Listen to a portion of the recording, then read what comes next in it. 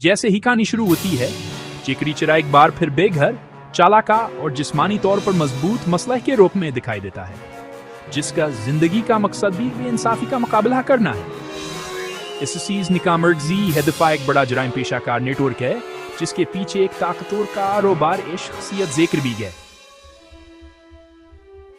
जिसके गिर्द बरामदी दरामदी कारोबार दरअसल गैर कानूनी कार्रवाइयों का डकुआ है।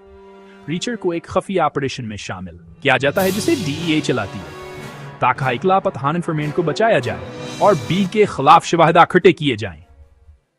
कहानी रफ्तार ये जाहिर करती है कि रीचर की हिम सिर्फ पेशेवर नहीं बल्कि जाती भी है। माजी से एक दुश्मन सामने आता है जो रीचर की मिलिट्री जिंदगी से ताल्लुक रखता है। रीचर की खफिया हैसियत आस तरह तरतीब दी जाती है कि हजीकर BBB के बीटे का मुहाफिज बन जाता है। यह एक चालाक मंसूबा है कि उनका अस्तर होहबी के करीब जा सकता है। रीचर छूटे मगर हम इसरागों को जोड़ता है, एक मुलाजम का मशकूक कर एक शिपिंग कंसाइनमेंट में गैर मामूली चीजें जवा से बड़े राज की तरफ ले जाते हैं। अहम किरदार डीजन सुसन डाफी का है, जो रीचर के साथ तावन करती है।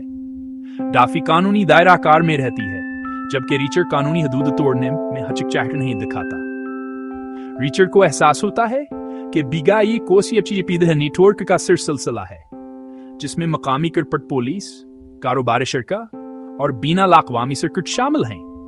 कहानी का क्लाइमेक्स सनसनीखेज मुकाबले में बदल जाता है, जहां रीचर अपनी जिस्मानी बर्तरी और दिमागी चालाकी दोनों का मुजाहरा करता है। आखिर में बुनियादी जुर्मों को बेदखल किया जाता है, मगर रीचर को जाती कीमत अदा करने पड़ती है। यह सीजन खाता है कि इंसाफ के हसूल में अमली बसीरत और जाती कुर्बानी दोनों जरूरी हैं।